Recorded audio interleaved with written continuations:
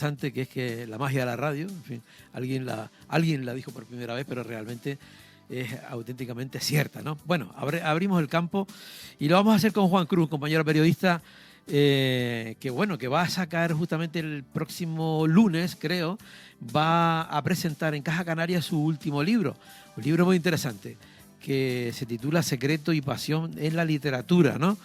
De ese tema vamos a tocarlo bastante en serio y en profundidad, pero hoy vamos a dedicárselo, como antes comentábamos en la presentación del programa, a Vargas Llosa.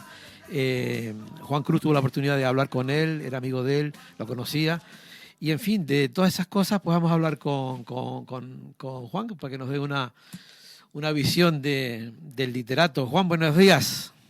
Buenos días, ¿Qué, buenos días. qué tal? Sé que estabas por el aeropuerto, ¿ya estás libre o qué? No, aquí he dejado en el aeropuerto al nieto, que ya hizo su primer viaje solo, Ah, qué bueno. ida y vuelta, de Madrid a Tenerife y viceversa. Y ahora ya estamos en Santa Cruz, preparándome para ver el partido de fútbol de este mediodía. Qué bueno. ¿Tú imaginas cómo avanza el mundo, no? ¿Tú te imaginas lo que acaba de hacer tu nieto? Era totalmente impensable que lo hubieras hecho tú, ¿no?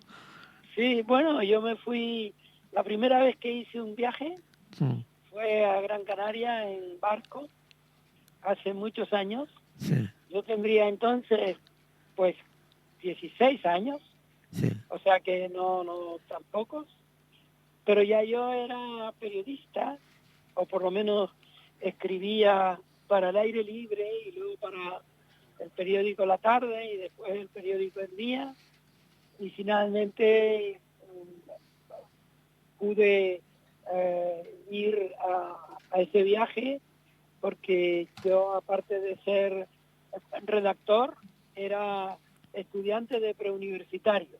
Mm, Y como preuniversitario fui con los compañeros a Tafira, en Las Palmas. yo.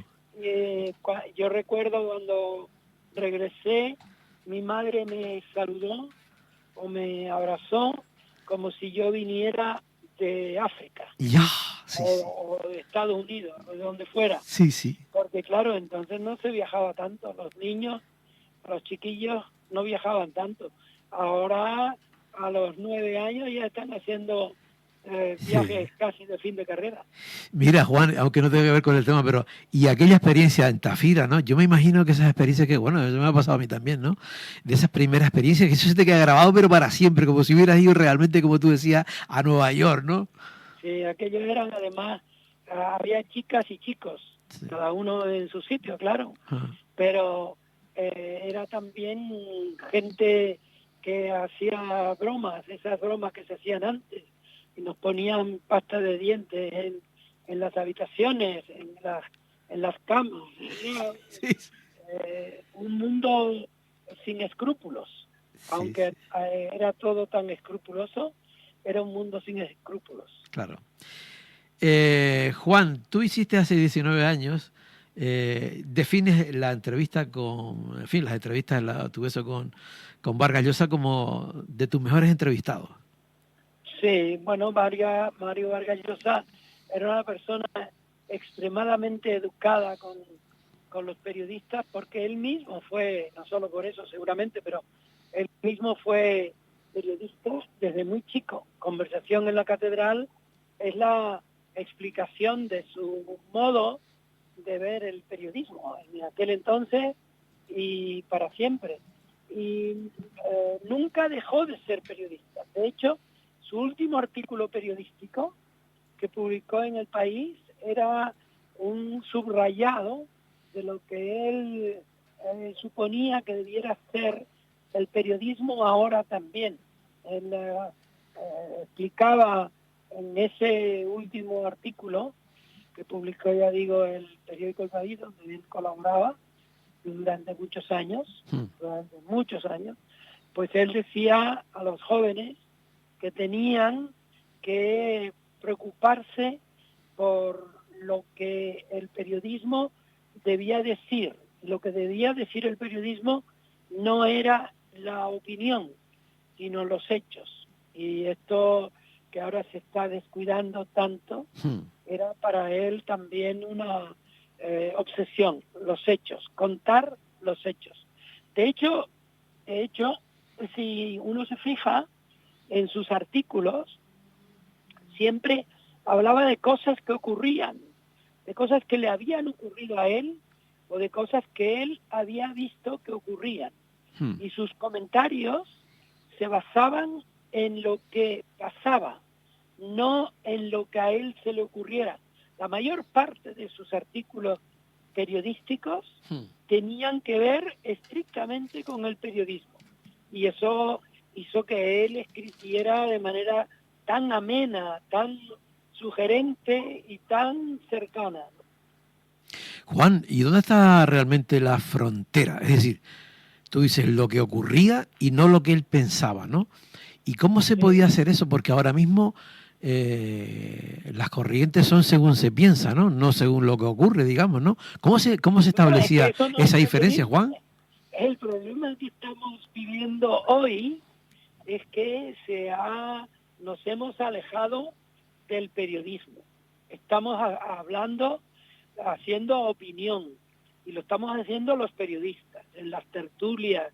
De la mañana a la noche yo observo que la mayor parte de los periodistas que intervienen por la mañana están interviniendo por la noche, dando su opinión. ¿Cómo pueden dar su opinión si los hechos que han ido ocurriendo les han tenido que tomar el tiempo para analizarlo? Pero no, todo el día opinando. Esto es horrible, ¿no? Es algo que me parece a mí que en un momento determinado tendrá que cambiar. Me imagino, espero que sí. Mira, una cosa, a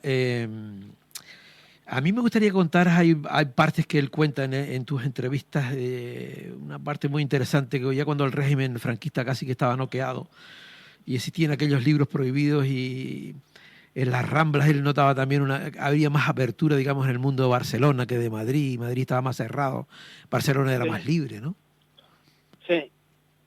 Bueno, Barcelona estaba más cerca de la libertad europea en ese momento, ¿no? Madrid era una ciudad en la que estaba el presidente del gobierno o el dictador. El presidente tenía otro nombre y otra actividad, pero el triunfador estaba allí y estuvo hasta el último instante de su vida mandando. Ese era un modo, digamos, de generar una obligación de obediencia, ¿no? Barcelona estaba más liberada, por así decirlo, y más cerca, pues, de Perpiñán. Ahora bien, yo estuve en Barcelona en los tiempos finales de Franco, en 1973 y aledaños, y allí hubo mucha represión también. Lo cierto es que las librerías, las instituciones estaban como más liberadas, menos obligadas a hacer seguidismo de lo que pasaba en Madrid, de lo que sucedía en la ciudad, ¿no? Decía Vargas Llosa que una de las cosas más importantes que había tenido en la vida era aprender a leer. Sí, bueno, es que empezó a leer muy joven. A los 5 años ya él sabía leer y escribir, y además le robaba a su madre lo que él más quería, que eran en ese momento los poemas, y los poemas de Neruda. La madre leía los poemas de Neruda, y el hijo sabía dónde estaban los poemas de Neruda en el cuarto de la madre. Y eso fue lo que lo puso a Mario Vargas Llosa a entender la literatura como aprendizaje de la escritura. Casi empezó a leer y a escribir a la vez. Y eso es para mí uno de los elementos que luego lo convirtieron en alguien que sabía lo que pasaba a su alrededor, lo que pasaba en su casa y lo que pasaba en el mundo, porque leía y escuchaba a su familia, a sus tíos, a su madre, pero luego vino el padre. A los 10 años volvió el padre que él creía que había muerto, que no existía, lo que fuera. Y ese fue, digamos, el despertar a una vida que luego está muy contada en el libro El pez en el agua, que quizá es, bueno, para mí lo es, el mejor de sus libros. Fíjate, qué curioso, porque todo lo que estás comentando, digamos, lo que había él mamado de alguna manera con su madre, ¿no? Las obras de Neruda, donde como lo tenía en casa y tal y cual. Y después con el padre fue totalmente lo contrario, porque el padre nunca lo ayudó, más bien pensaba que el que él escribiera era negativo y todo eso, ¿no? Ahora, el padre... Y lo puso en algo militar, ¿no? El padre decidió que el chico no podía ser maricón. Eso. Sí, sí. Y entonces lo sacó de la casa, de la casa de la madre y de los tíos y de los abuelos, y lo metió en un cuartel, en el Leoncio Prado, que era una institución cuartelera, en la que, sin embargo, él consiguió resarcirse contra el padre, porque lo que hacía era escribirle a los compañeros de cuartel, de colegio mayor, por así decirlo, cuartelero, él les escribía poemas para sus novias, cartas, etcétera, y se convirtió él en el escritor que fue, como él dice, gracias a esa reclusión a la que lo sometió su padre. Claro, ¿no? claro. Fíjate lo que tuvo después de efecto, ¿no? Él llegaba, incluso dice que le llegaban a cobrar o le daban cigarrillos a cambio de que escribiera, los presos Sí. le escribiera cartas a las novias de ellos. Eso es. Sí. Esa es una historia muy hermosa. Sí, sí, es una historia alucinante, interesante, ¿no? Que está en ese libro. Hoy he leído en algún lado, o alguien decía que no entendía por qué yo, o cualquiera, reclamaba tanta atención para el pez en el agua. Claro, si no leen el libro, no sabrán nunca por qué ese libro es tan importante en la historia de Mario Vargas Llosa. Pero sin embargo, Mario Vargas Llosa es un escritor, por así decirlo, incomprendido por todos aquellos que consideran que Mario escribía como un político. Él me dice en una entrevista que se empieza a dar hoy en Clarín de Buenos Aires y supongo que saldrá en otros sitios, en una entrevista muy larga que yo le hice, él decía que él no era un político, él no servía para la política. Él entró en la política porque consideró que podía hacerle un favor a su país, pero muy pronto se dio cuenta de que él no valía para la política. Pero él mismo lo decía en El pez en el agua, ¿no? En El pez en el agua, él decía que él no tenía, que carecía de capacidad política, que él no era un político. Eso es. Entonces... Pero la gente lo ve como un político porque le interesa. Si Mario Vargas Llosa hubiera sido una persona radicalmente de izquierdas, nadie le hubiera puesto pegas al hecho de que estuviera relacionada con la política. Pero como eligió, digamos, el medio camino, pues todo el mundo ha Pero claro, pero él pasó de un punto al otro, ¿no? Sí, pero es que él, desde el punto... Mira, la fiesta del chivo la escribió un hombre de derechas o de izquierdas. Pues no lo sé. ¿En qué momento estaba, te refieres? No. Es un libro que él escribió cuando la gente lo llamaba derechista. Sí. Y es el libro más impresionante que se ha hecho contra la dictadura de extrema derecha que ha habido en la historia. ¿Tú crees que, pero bueno, ahora ha pasado a la historia tristemente por ese viraje que tuvo, ¿no? Que ahí quería yo llevarte, ¿no? Es decir, Juan, ¿tú crees? A ver, estamos hablando de una trayectoria increíble, ¿no? Y tú dices, bueno, ha llegado a este punto que él tuvo un viraje, eso está claro.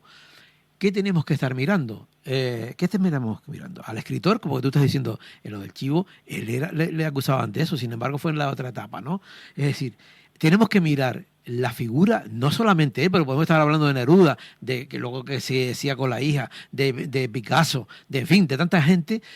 ¿Qué tenemos que hacer? ¿Qué crees tú que hay que hacer? ¿Ver la obra del escritor o ver la otra parte personal? Leer.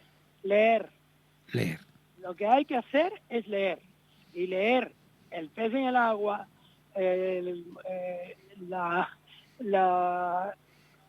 la ciudad y los perros, Zabalita, todo lo que él escribió tiene que ver con la literatura y con sus convicciones literarias que además le ayudaron a contar el mundo. Sus convicciones literarias le ayudaron a contar el mundo. Él no es un escritor solo de la imaginación, sino de los hechos. Y esos hechos tienen que ver pues, con la vida de él. Sí, él decía que sí, que él lo que quería era tener la ilusión de vivir otras vidas y que si por ejemplo muchas cosas terminaban mal, o algunas obras no terminaban como él quería, las cambiaba, ¿no? Bueno, no. Yo creo que eso así no es. Él lo que podía hacer, por ejemplo, en la fiesta del chivo, él incorporaba hechos de la ficción, pero eran tan evidentes que no eran, por así decirlo, mentira, ¿no? Bueno, la verdad es que él tiene un libro que es un homenaje a la literatura que se llama La verdad de las mentiras. Ah, qué bueno. La literatura permite la mentira, pero es, digamos, imprescindible en su caso la esencia de la verdad. Yo estuve con él viviendo un episodio extraordinario en mi vida y supongo que en la vida suya, cuando fuimos a Israel y a Palestina, y él hizo un gran reportaje sobre lo que pasaba en esos dos países, condenados a ser país y la mitad de un país. Y yo le vi desde las 4 de la mañana con su libreta y su bolígrafo, tomando notas para un enorme reportaje. Eso lo hizo Mario Vargas Llosa. No creo que muchos escritores de su carácter y de su importancia hayan hecho algo parecido. Desde Livingstone, que se perdió en medio de África, Mario ha sido el primer gran escritor que se perdió por el mundo para contar el mundo. Qué bueno. Mira, antes me quedé con la frase que me dijiste, Juan, de que cuando yo te estaba comentando el tema y me dijiste que lo que había que hacer era leer. ¿Tú crees que ahora estamos tan cejados, tan polarizados, que ahora, por esa opinión, digamos, que se tiene de un lado o de otro, podamos coger una obra de Vargas Llosa para leerla sin tener el tema histórico y con lo que estamos, o con la lluvia que nos están dando todos los días? Mira, ayer una amiga de nuestro sur, de aquí de Canarias, me mandó un mensaje que contenía unas declaraciones o una intervención de alguien de Perú, era además, sobre Vargas Llosa, diciendo lo que él había hecho como hombre de derechas y que eso lo ninguneaba para la literatura. La ignorancia Sí, está rodando mucho ese vídeo, sí. está rodando por ahí, ¿no? Bueno, pues la ignorancia la ampara. Y la ignorancia ahora parece parte de la sabiduría. Ya. Mira, una cosa que se nos fue el tiempo, Juan. Háblanos de un poquito de la presentación de tu último libro, del secreto y pasión en la literatura, que yo voy a aprovechar para decirle a la gente. Yo tuve la oportunidad de verlo, de verte la presentación en Madrid, en el Instituto Cervantes, y yo me quedé alucinado, me encantó, ¿no? Entonces, en YouTube lo podemos ver, ¿no? Tranquilamente, esa presentación en Madrid, pero tú vas a tener la presentación de tu libro este lunes aquí en Santa Cruz de Tenerife, ¿no? Sí, en la Caja de Ahorros, a las 7 de la tarde. Espero que la lucidez me ayude a contar todo lo que hay en el libro. Y hay unos capítulos, me parece que muy importantes desde mi punto de vista, en el sentido de que importantes para mí, evidentemente, en los que yo cuento la relación de Mario Vargas Llosa con la literatura y en concreto con uno de sus grandes amigos, que luego ya no lo fue, pero que siguió siendo para él un gran escritor. Y hasta ahora yo mantengo lo mismo con respecto a él y a Gabriel García Márquez, que yo creo que ese reportaje que yo hice no tiene que ver solo con la literatura, sino con la amistad y con la vida. Mira, una cosa, ahora que tocaste a Gabo, ¿qué pasó realmente? ¿Qué ocurrió después de aquel famoso polémica, que tuvo Gabo y Vargas Llosa? Te sugiero que leas mi libro. Vale. Entonces eso quiere decir que nos tenemos que encontrar otra vez en el mundo del diablo, como decía tu padre, relacionado con la radio, ¿no? No, para él no, para mi madre. Ah, para tu madre. El diablo estaba en la radio según mi madre. Mi padre era el que quería traer la radio. Ah, vale, era al revés. Ah, vale. Sí. Ah, tu madre es la que pensaba que... Sí. Qué curioso, ¿no? Qué curioso. Mi madre, que después era la moderna. Sí. Era mi madre, pero sin embargo le costó que la radio entrara en casa. Qué bueno. Y siempre te ha acompañado. Yo creo que lo que la conocimos de toda la vida. Sí. O sea, yo no me cuestiono la vida sin ella, que es imposible, ¿no? Ahora estoy yo escribiendo un libro en que es ella la que escribe, la que dice. Ah, vale. La que pues ya nada. te lo pasaré y hablaremos. Sí. El lunes nos veremos en la presentación de tu libro. Oye, gracias por haber estado otra vez con nosotros en el Rompeolas. Y ya, si te parece, ya quedamos para otra semana y hablamos exclusivamente del secreto y la pasión en la literatura. ¿Te parece? Ojalá leas ese capítulo. Vale, perfecto. Gracias, un abrazo, Juan. Adiós. Chao, adiós. Bueno, pues nada,